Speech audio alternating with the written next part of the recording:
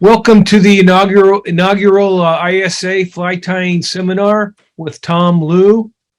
Tonight, Tom will be tying one of the most successful and famous smallmouth flies called the Foxy Crawdad. And Tom, without further ado, I'll turn it over to you, and hopefully we can get you on the screen here. Okay.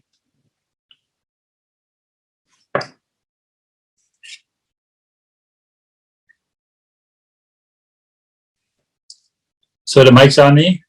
Yes, it is. Hi, good evening, everyone. My name is Tom Loo. These flies that I'm going to tie tonight is called Foxy Craw. This fly here started maybe about 2012 when I started joining the ISA. When I started reading the forum, at the time, Ron K was the expert of the fly expert on the ISA.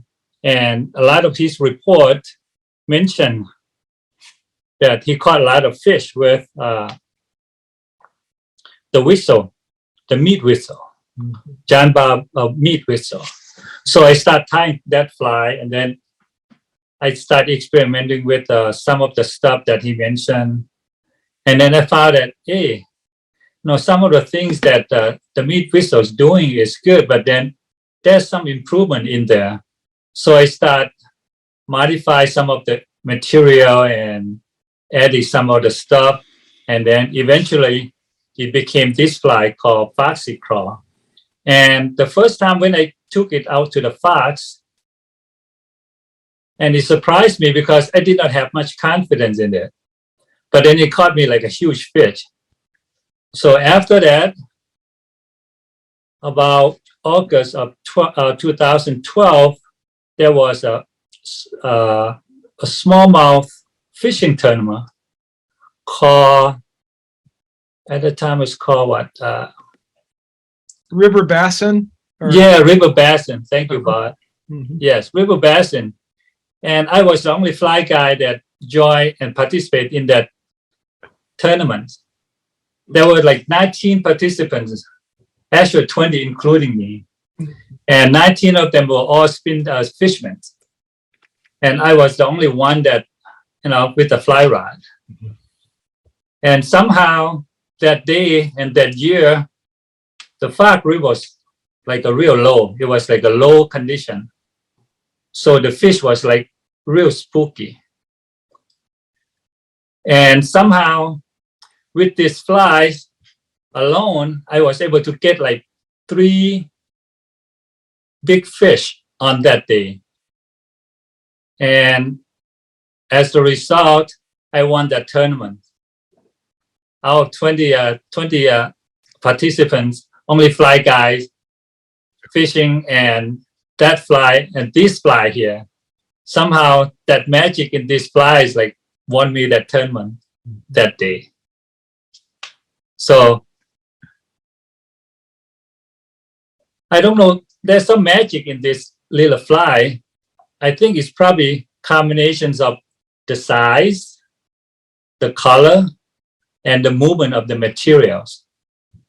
The size, because I try to tie these flies a little bit bigger.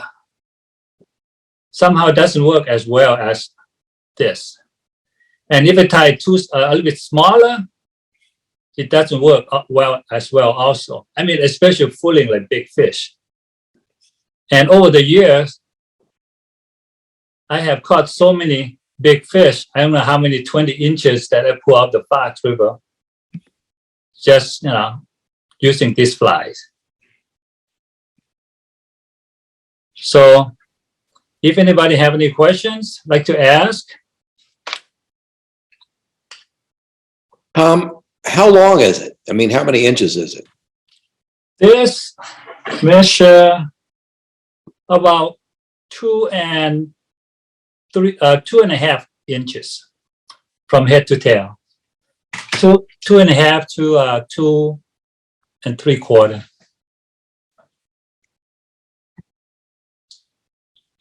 And there's some articles that mention that, crawfish that size, like that's the most preferred food source for smallmouth. If it's too big, maybe the smallmouth afraid to ingest it because it may fight back and it hurt them. And it's too small, maybe it's not worth the energy spent. So that size, about 2.5 to 3 inch, that article mentioned, that is the ideal size for crawfish food. Tom, so the meat whistle gave you the concept or the idea for the base for the fly, and then you modified it from there? Yes. The meat whistle will have the rabbit strip or zonga strip, and then the collar is made out of marabou, so it's much longer. And then it also has these rubber legs, but much longer. Also, is way out here to the tails. So what I found that if you tie the marabou or the material too long past the hook here, it tangle up. Like the rubber leg would tangle up to this hook point here, and marabou also. So in keeping them short, I eliminated those problems. And the dumbbell eyes here on the meat whistle, it was using it was cone head. But what I found that if I want my fly to stand up, like tail up, like that, this dumbbell eye works better than the cone head. And another property one property of the rabbit strip is, even though it's soaked and sink, but it's real buoyant. So just this tail alone will keep the flies up like this. Hook point actually like that, almost like that. And then swinging through or, hopping along the bottom. Ticking off rocks. Yeah, ticking off rock, or even without any impart movement from the fisherman. This fly, because the material is so soft and subtle, so any current, small current would move the materials. So a lot of time I don't even have to do anything. Just cast it out there and just let the fly swing in the current. Mm-hmm. And that's another thing I found is that if I try to add movement into these flies, I will catch fish. But the larger smallmouth, especially like the 19 incher, the 20 inches, they don't like too much movement. It's like it's solid movement, and then somehow like it may not act natural, or it scares them, or somehow if you start cast it out and stripping back, I don't catch as many big fish. But if you just cast it out and let the fly swing in the water without any movement, just let it naturally swing and let the currents does its job, right? So the smallmouth, somehow the big one, especially, they don't take it right away. They would follow it and follow it and follow it. As it swings downstream, I took about quarter downstream almost at the end of the swing. And when the flies start rising, that's most of the time that when the big fish will come up and take it. The small one, the more gullible one, yeah, they would take it, any presentation that I throw at, like sometimes when the swing does work, I cast it out, strip or jerk with the rod tip, they hop and along, but seldom catch like those 19, 20 inches. only like the small one, like the 12 inches, the 15 inches. But the big fish, like we talk about, like trophy, 19, 20, just cast it out, let it swing. On the Menominee River, many times I just cast this out. Or sometimes just, as you doing something, just drop your rod alongside the boat and let this fly just hang there in the water. And fish will come up, the smallie will come up and take this right by the boat side. Just let it sit like that. So there is some magic in these little flies here. Every time I go up to the Menominee River, I would tie these flies, like maybe 20, 30 of them in my fly box. I would experiment with other flies, but even all the time I always come back to this fly because it always catches fish. Especially like in August, I think there must be like crawfish hat or something like that on that river. And the smallmouth is keying on crawfish. And these flies here, it's just magic on that river. I mean, although I don't know how many years I've been up to the Menominee River, maybe the 5th, 6th years now. And the first year I went up there with these flies, it's like 22 inches gobble on this fly. So it's crazy. It's real surprise.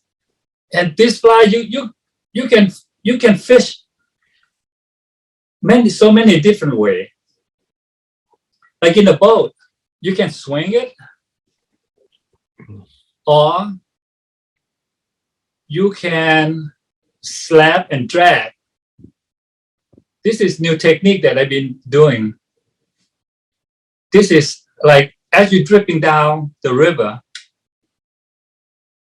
you cast into the bank and let the fly pop onto top of the water or likely spot. And then without doing anything, you just let your boat drip downstream, and then the boat will drag these flies downstream. So it will get the smallmouth attention.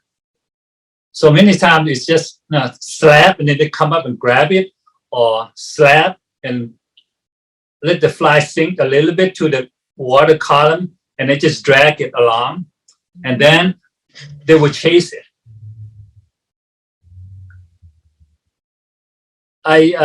The other day I watched a video.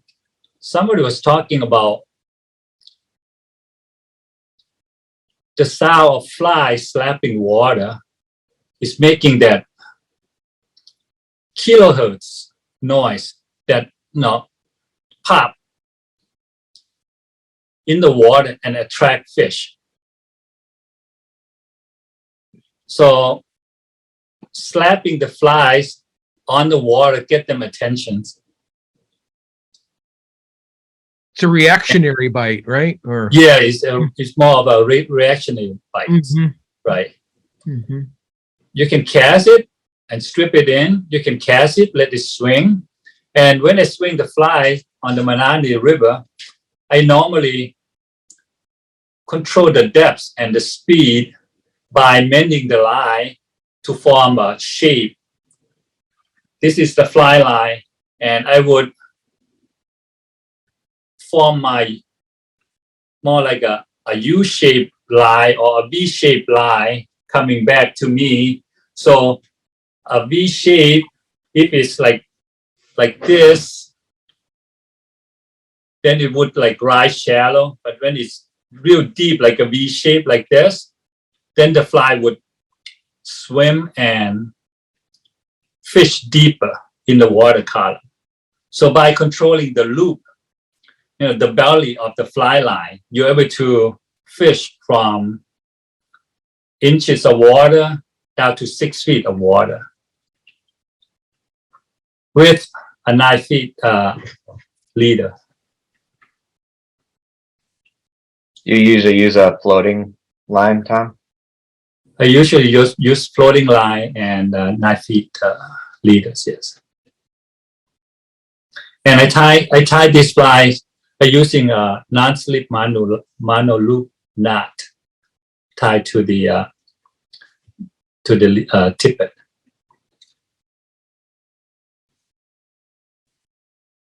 Okay, anybody have any questions?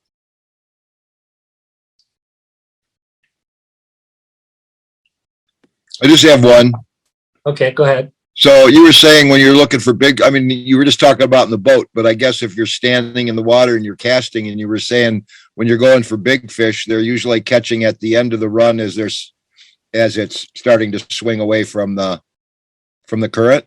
So if you're just out going for big fish, you end up quartering down and just repeatedly get at the end of the swing, or do you still cast quarter up and let it go the whole run? I let it swing all the way down straight below me, and then I would strip it up. Many times they would take it on the strip up also. Okay. So I fish much like the way I fish for steelhead. You would cast straight across, or a quarter up, a quarter down, depending on how deep you want your fly to swim. And once you control that depth and the speed, and then you just stop moving your position and just swing the fly, following it with your rod tip wherever you think the fly is at. You point your rod at it and just keep following it downstream, all the way until like it's straight downstream from you. Then you let it sit there for a few seconds. And there's another trick that I use. If I don't get any trick, then at that point when it's straight downstream from me, I would raise my rod up, like you're gonna cast, you're gonna recast. It just seems like you're gonna recast. What that does is, like, as the fly hang in that water below you, and when you raise the rod tip up, like you're gonna recast, but you don't recast. It jerked the fly real fast up toward the water surface, and any fish that following it, and they're still not convinced that they want to eat it, but suddenly the fly jerk forward, and that's when they take it also. So you guys, we all probably, if you're fly fishing, you probably caught fish like while you're about to recast. Like you lift your rod up and you're gonna recast like on your back, and then suddenly it's like you hook a fish, and that one day that's just gave me the light. That maybe I should try that trick, but instead of recast, it's just you lift the rod up. But if you do it too fast, then the fish don't have time, the opportunity to chase it and gobble it. So you just lift it and then pause a little bit, and if nothing happened, then you can do it again. Like you can drop your rod tip and then do it again, or then you start stripping up. Mm-hmm. So that's one of the tricks that has been the real successful for me. Like raise your rod at the end of the swing,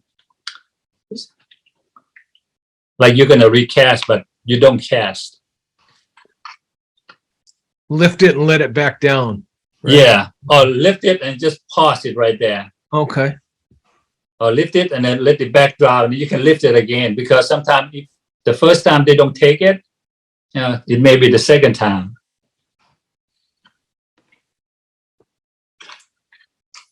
Okay, shall we move on? I think so. Any other questions? Okay.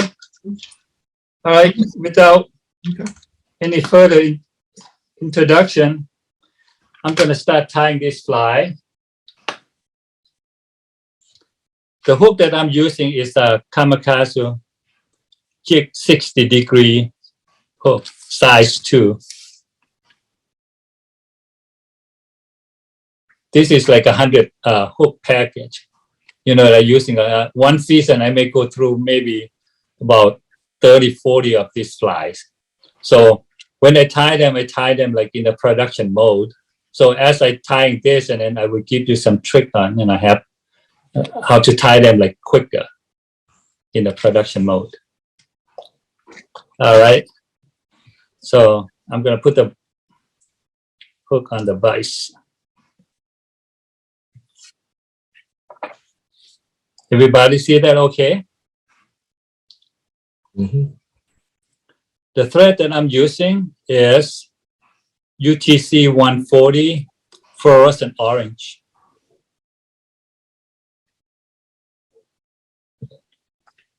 I guess you can use any brand, but you know, as long as you want something bright orange, something like catchy, like at the head here, head of the fly catchy. It's like a hot spot. This thread gives you a hot spot on the head of this fly. And I'm gonna start the thread just right behind the hook eyes and wrap it all the way to the bend of the hook and bring that back.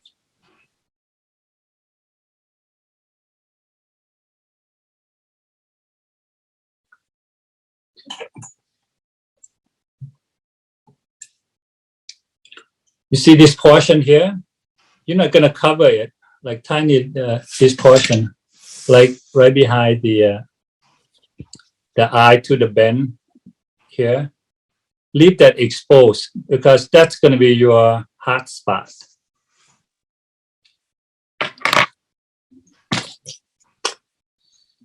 And dumbbell eye.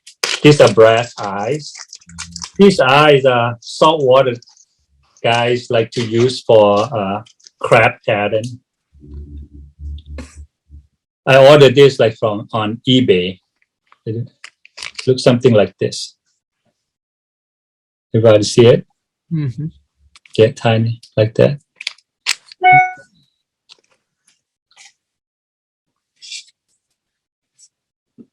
So I'm gonna put the eyes right at the bend of the hook right here.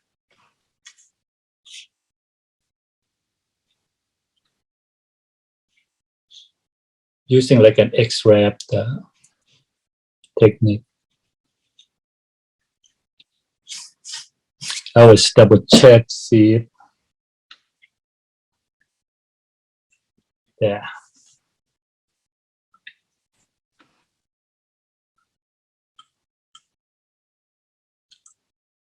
So I go one way like 4 or 5 times and then go the other way 4 or 5 times. Instead figure 8, I just do X like an X marks. And then after that, just go under, over, under, over, over, under. That's to tighten the flies up. Okay, got that? Now the next step is to get the flash with the tails. These are red crystal flash. These are very commonly materials that we use by tying. I would take maybe only like 3 out of the packet, 3 or 4. What I do, I slit a little hole here and I just pick the material as I need it out and then just trim it. So keep it nice and neat. So still stay in the package. So I got my crystal flash red. I double that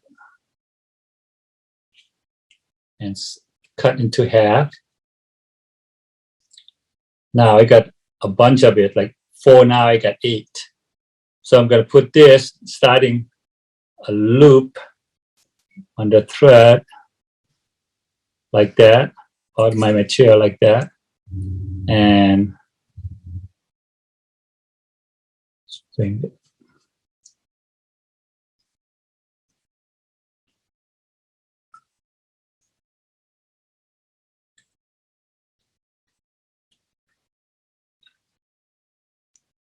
And you want the tails maybe only like about half of the hook length. So just little like that. You don't want it too long.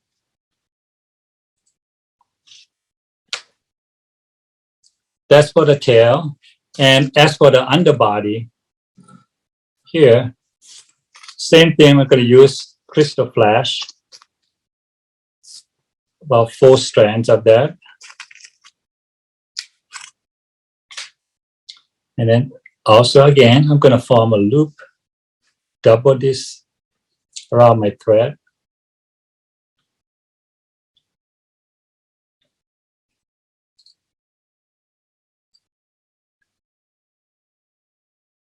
And then bring my thread to right behind the eyes.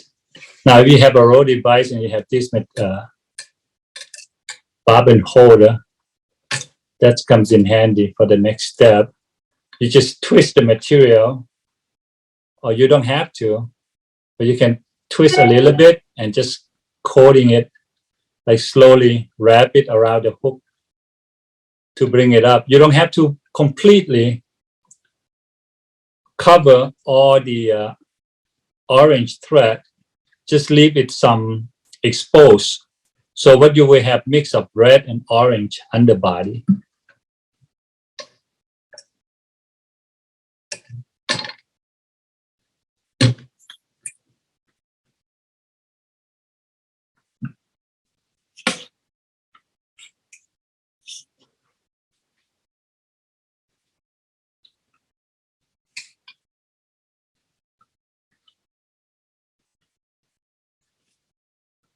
Trim the excess off. Okay, so now we got the tail, we got the underbody. Now we're gonna put the body and the tails. These are Zonga strip. They come in package like this. Nothing secret about that. And it's called Brow Bar Magnum Rabbit Strip Olive by Hairline. They're kind of wider, like width. You can see like a little olive and brown. So I'm going to use we're going to start from right behind the hook eye and measure it all the way about 1 hook length for the tail. So when you measure it like that, so would be about something like, so you use your thumb here to mark where the length that you want it, and then you kind of use your scissor, go underneath the fur. Don't cut it like this, because then you're going to chop off your fur here, right? So you want to go right below the fur and cut just the high. So you will get something like that, about that length. So when I'm in the production mode, I would pre-cut this stuff. I would use, once I have one like this and I use my ruler and measure it and say, okay, that's the length that I want. So I start pre-cutting them and put them in package. A whole bunch of this. So there's all these are pre-cut, like to the exact length that I want. So this way is like make your time go faster. The next time when you're in the production mode, one tie, I may tie up like maybe 5-10 of this, like in an hour. So this is the one that we just cut out. Okay. So at this end right here, I'm gonna use my scissor and cut it into like an arrow shape point at the end, like that. And make sure that all the fur here pointing this way. You don't want to cut it this way and then it's reverse, because we want the material, everything pointing backward. So that's, we got that strip. Okay. So Now I'm going to put this on the hook, but I'm going to put it this way. Okay. So in order to do that, I measure first.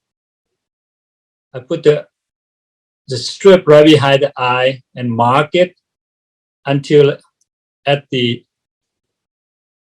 bend of the hook. And I use my scissor here. I got my thumb here. That's the bend. And I got my thumb right there. So I use my scissor here, just mark a little bit in there so that I don't forget where it is. So you can just get tiny little mark right there. About how long is that rabbit strip? So that's about 2.5 to 2 3/4 inch. Okay, so I got that mark. I know where I want it. So I'm going to turn my vise upside down like that. And then since I have that whole mark, it's not poking through. So I'm going to use the sharp point of the hook, puncture it. So it now the material is like it's going through the material. I'm going to take my hook out of the vise and then push it through.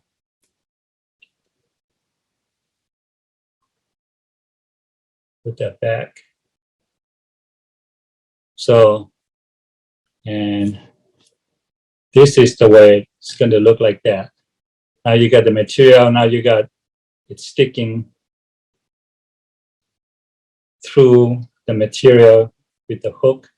And then so what you want to tie like that. But if you just tie it without anything holding it back, the tail would flopping back and forth eventually. So to prevent that, what I do, I use this super glue, Loctite super glue. It's got like a little brush on. I just like brush a little bit of this on the hook.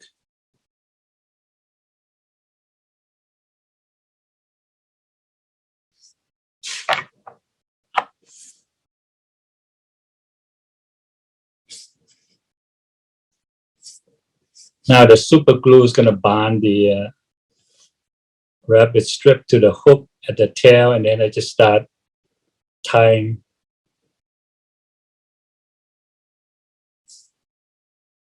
the front down. So, okay, we got that. Another trick is working with soft material like this. What I like to do is I like to have a cup of water and I wet my finger in there. So make it easy to manage these materials. I see a lot of people use like saliva and stuff like that. I don't like to use that. Okay.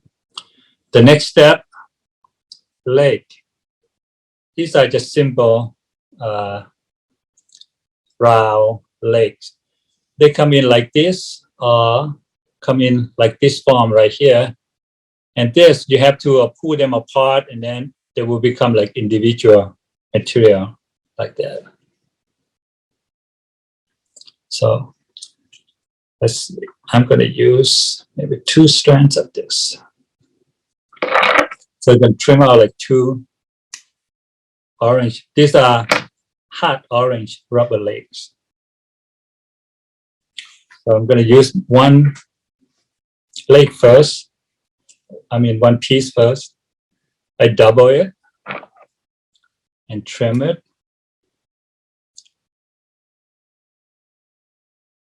And then I double it again.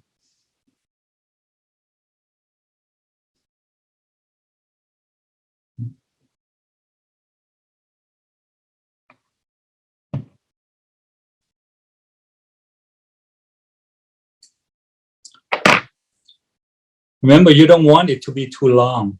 just tiny, like half of the length of the hook shank is good enough. So that's what I got now, 2 of these little pieces, and then I'm gonna like uneven it, so make one short, one long like that. And can you see that? Can you all see that? Like just tiny little offset. So instead of like evenly, just offset them a little bit and loop around your thread and just tie it on like that. So you will get legs something like that, real short and stubby. But these legs, even short like that, the material still move in the water, and it's not gonna tangle with the hook back here. So that saves you a lot of trouble. So I'm gonna do the same thing on the other side. The other one that I just cut short, and so I'm just gonna double it. And then offset a little bit, the same thing. Turn my vise.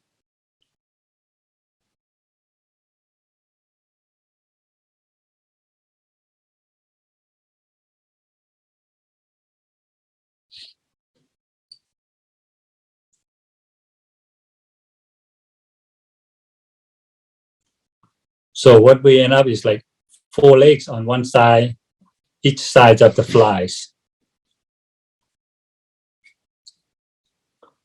All right. The next step, we're going to put the collar on.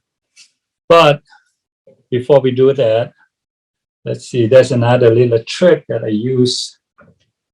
Looking for my UV. Oh, here it is. These are UV glue.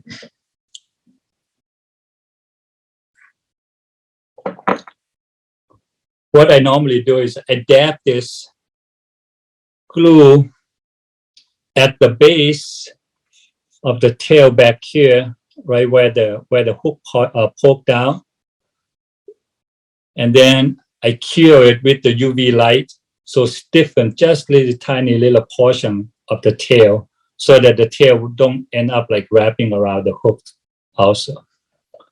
So that's, and just this little trick here save you like 90% of the trouble on the water.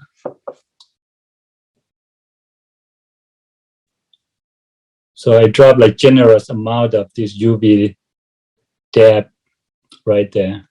Tom, are you putting that on the tail right close to the hook? Yes, right close to the hook, and yes. Like, and like how long? Like 1/8 of an inch, 1/4 of an inch? Yeah, about 1/4 of an inch. So like that. So just let it soak there, because the material will slowly absorb the glue. So let it absorb first. And we don't have to do anything about that for now. We don't need to cure it for now. So we can move on to the next step. Because if you wait for it to soak into the zonker, and that takes time, so we can move on to the next step. So this way that you can speed up your fly tying production. The next step is we're going to put like a collar. The collar consists of 2 brown and orange haggle. These materials here. And again, you don't want like too long. You don't want too big. Just want something like small and stubby. So I'm just going to pick like one piece that is a little bit short. You see all this kind of short. Okay. And then I'm going to use another piece from this one, orange. Again, a short stubby piece. So real short like that. And I will strip out some of this.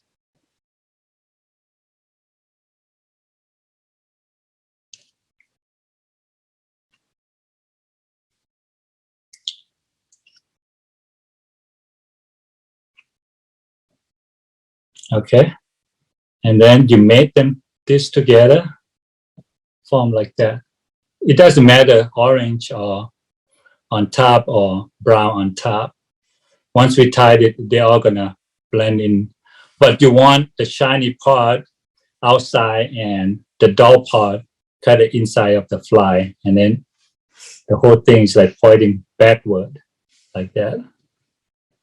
So once I have that made, I will strip some of this back like that.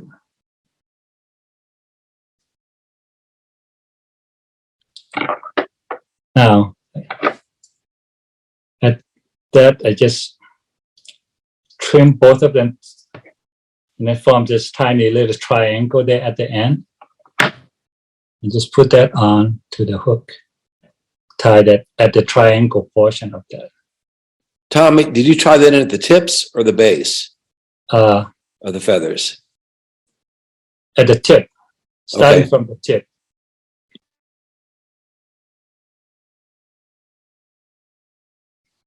See, the base is back here, right? So it's getting longer back here. So as you normally do with the hair glue, you want to stroke them backward and start wrapping. If you get about 3 or 4 of these wrap, that's good enough. So 1, 2, 3,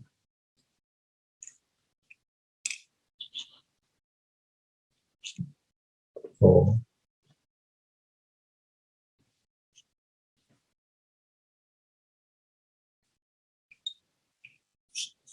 So tie it off.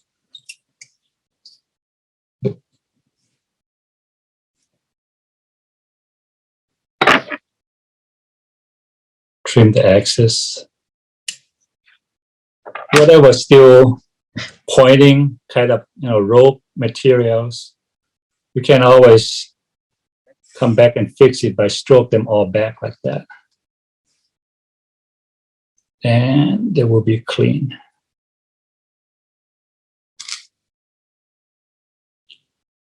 And again, you want to wrap your hot spot between the dumbbell eye and the hook eyes there. Like grab a few more wrap. And then whip finish.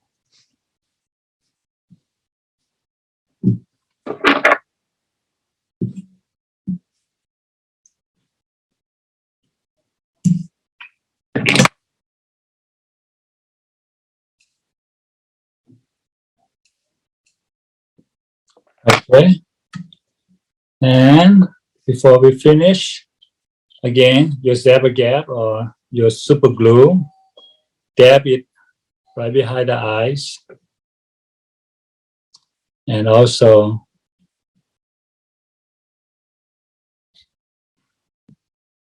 up on the your hot spot there all the way to the hook eyes. And almost done. So with this, now we're ready for UV light to zap the to cure it.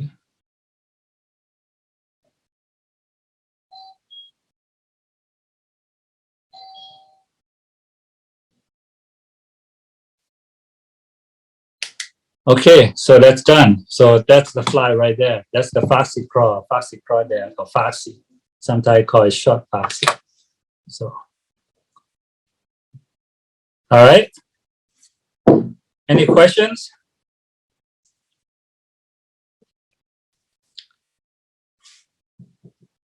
Excuse me, just 1 second, everyone. I just need to go let my wife in. It looks like she forgot her keys to get up inside the house again. I'll be right back. I'll be right. Just 1 second. I've been tying this Tom's fly for quite a while, and he keeps on improving it. And even the old versions work, and the new versions work. The hot spot part of it with the orange thread is new. He's always changing or improving the flies. Yeah, you got This it. Sorry, go ahead.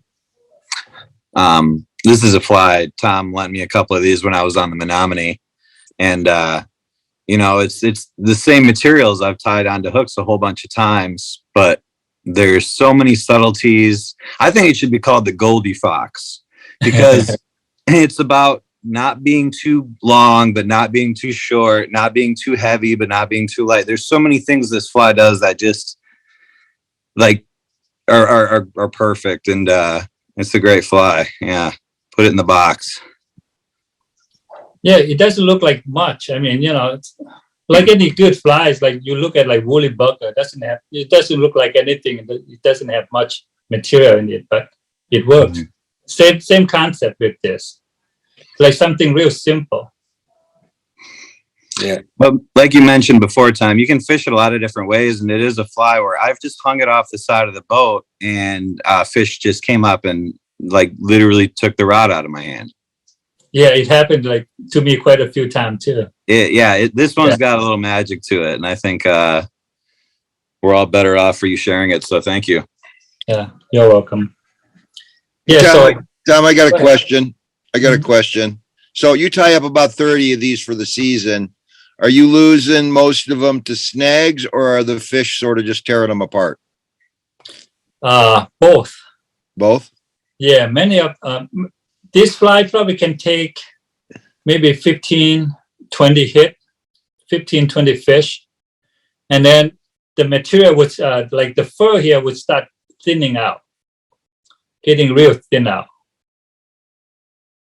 The flies still work, but then, you know, it's not going to work as well as like right off the box because all the fur here is like getting thinner and thinner. All the hackle and the rubber leg will stay because we dab super glue there. So those not gonna come out. But only this rapid fur here that start thinning out over time. And of course, yeah, rocks and trees and branches eat some of those too. So as you're losing the hairs, does that mean that it's dropping into the water, dropping into the depth faster because it's got less resistance or less buoyancy? Yes, I would imagine. But normally when I fish this, I control the depth of the flies with my fly lines. Okay. The speed of the swing, you know, the mending. And once I get it to the right depth and I just let it swim, just doing nothing and just follow my rod along it. Just like you would fish for steelhead, just let it swing.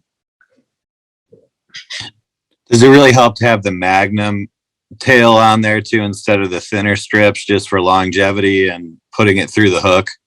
Yes, absolutely. And also the bulk of the Magnum strip.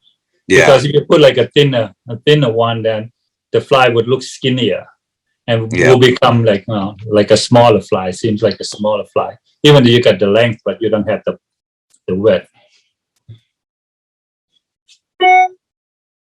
Tom, has the collar always been hackle, or have you experimented with different collar materials? Like I said, this is based on a John Bar meat whistle, and he used marabou, and marabou would give you much longer collar. And what I found is like sometimes it tangle with this hook, wrap around the hook.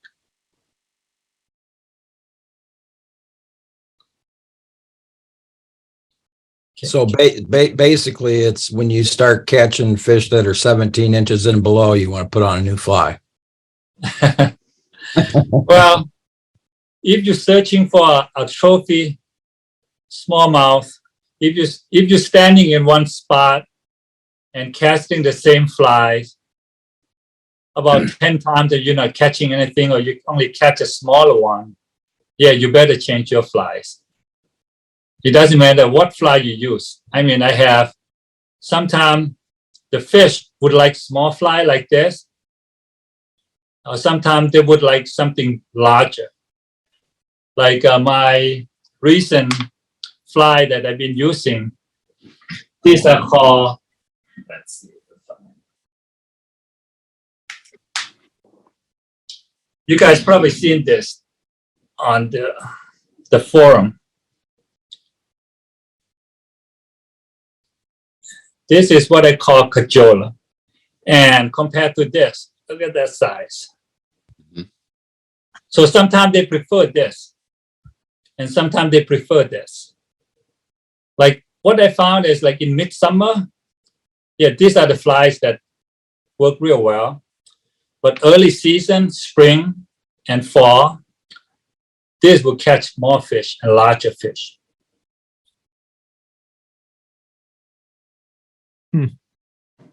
Yeah.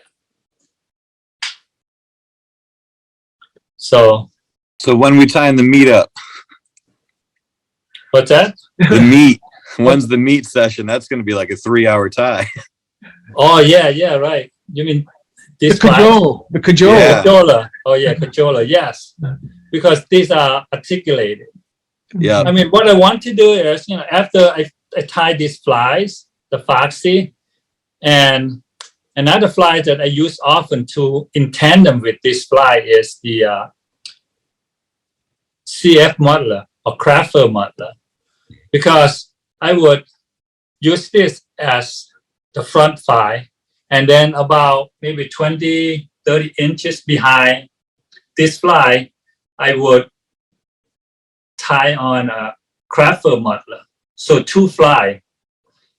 And I will connect the Crafter muddler to this fly on the hook bend like this. So hopefully like next tying session, I can show you, the 2 fly and also how to connect these 2 flies together after I show you the CF muddler. So the CF muddler or Crafter muddler will look something like this, right?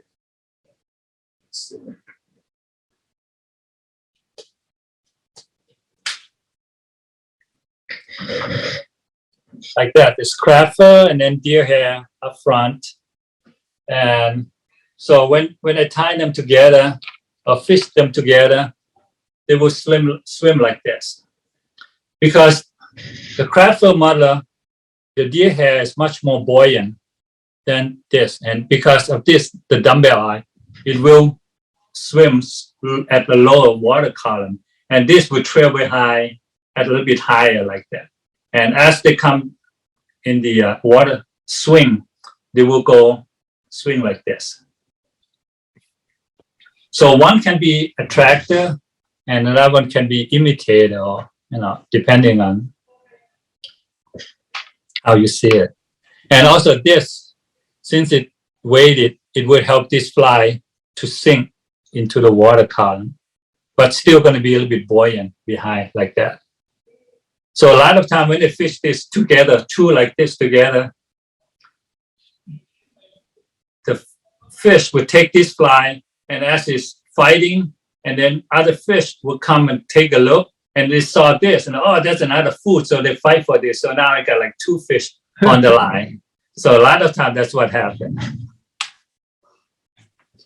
So that's the benefit of the fishing the tandem flies. Any other questions? Tom, where do you purchase your materials? Lots of. I live close by the Cabela here, so I just drive over there, pick up, Songa strip, rubber legs, hackle. These are pretty common materials. But these eyes here, only these eyes here that hard to find. This dumbbell eyes, and they have to be 3/16 of an inch or 4.5 millimeter. Because any bigger or any smaller, somehow also it changes the drop rate and the buoyancy of the fly, and then it doesn't work as well. This I ordered through eBay. Yeah, I don't have the link off the top of my head, but I will post the link at the forum. Okay. Yeah, Hey, if that's okay. I know where to buy cheap dumbbell eyes. It's at Wholesale Fly Company. Ever heard of it? Nope. No. I'll put a link in the form and go from there, because they have really these hooks I was using to tie were from there, and they're 2 sizes up. We need the type of jig hook it is. It's rated 2 sizes from standard, if that makes sense.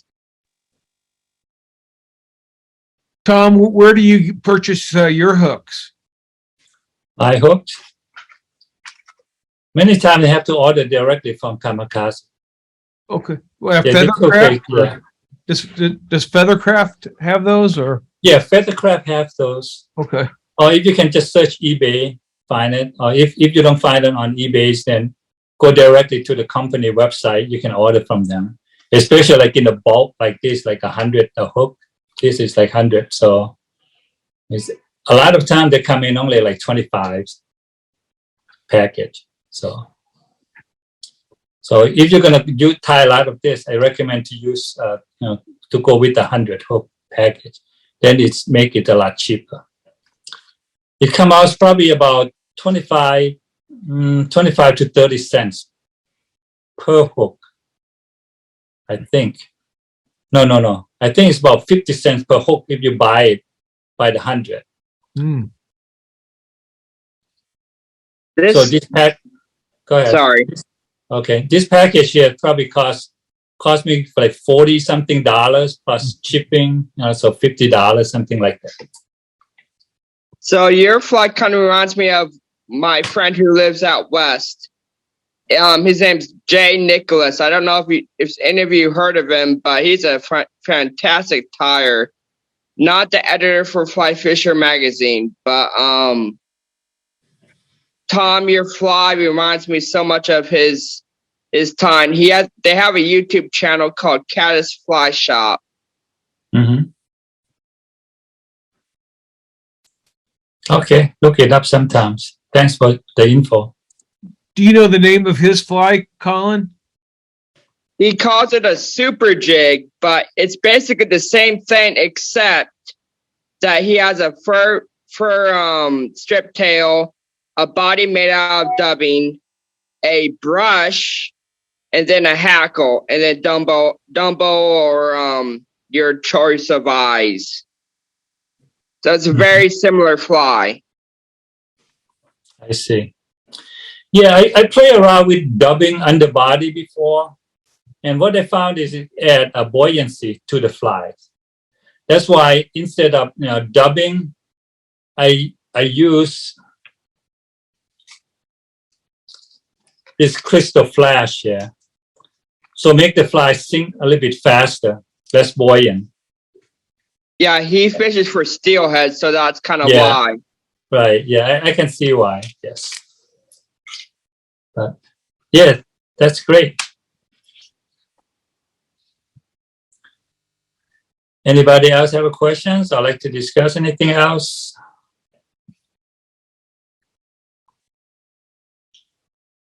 Well, Tom, that looks like it's probably it for tonight then. Okay. Thank you very much for, as Ben said, for giving us this magical fly, and that catches so many smallmouth, so many big smallmouth. Well, thank you for having me. And since I joined the ISA, I learned quite a lot from other fishermen too. So it's give and take, right?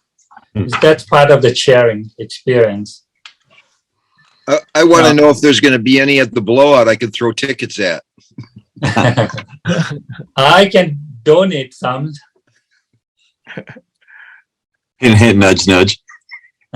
And then Tom, we'll have to talk about doing a follow-up tie, with the to show us how to do the muddler and the crapper muddler, the CF muddler. Yeah, and how to do the rig on that. Yeah, make it a complete. Make it a complete set for swinging. Absolutely. So maybe we can do that before the season, next month or whenever's convenient for you. Okay. Yes. Yeah. I'm open. So be happy to. All right. Well, Yeah. By, Thanks, by, Tom. the way, by the way, your setup looks nice. Oh, thank you very much. The vice. Yeah, everything looked real nice. Oh, thank you. All right, Tom. Well, Well, thank you very much. Did anyone else have anything else before we close? I just wanted to, this is Corey. I haven't, oh, wait a minute. You just mute yourself, Corey. Did you?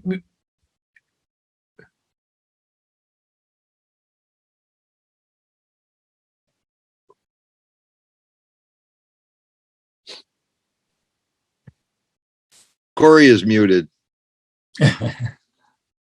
Yeah, Corey, do you know how to unmute it? I guess if you did, you would tell us, right? Okay, am I unmuted now? Yes. Okay, I just wanted to say it's very, always great to see Tom and to see you guys, and I miss you all from Indiana. And so this is a wonderful, wonderful outlet. It certainly is. Corey, thank you for being here tonight and joining us. It's great to hear your voice. Yeah, nice to be heard. Yeah, we missed the fly tying sessions that we used to have. Hopefully we can start maybe next year. Like get together and tie flies. Yeah, we'll have to figure out something. That'd be great. Yeah, hopefully the pandemic and the virus are behind us so we can start living more normal now. Yeah. Oh, hey, I figured out the. Oh, there you go. All right. Hey, how about that? Just had a haircut today. Looking great, Corey. Yeah. Well, I'm hoping to get over to the blowout. I'm 5 weeks out from a big surgery and slowly recuperating, but yeah, I'm hoping to get over to the blowout and see you all. Fantastic. Well, we're really looking forward to that. You know, be the first big blowout we've had in 3 years. So yeah, it's been a while. We're all looking forward to that. So it'd be great to see you. Great. All right, maybe you can also do a tie from from Indiana there when you get back on your feet. Show us one of your new flies. Okay.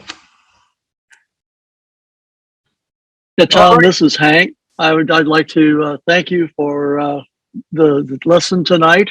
I am officially not a virgin anymore. I tied my first fly. It's not a sexy craw. It's more like a crippled craw, but it's there. So thank you again, sir. Oh, you're welcome. Glad you can join us tonight, Hank.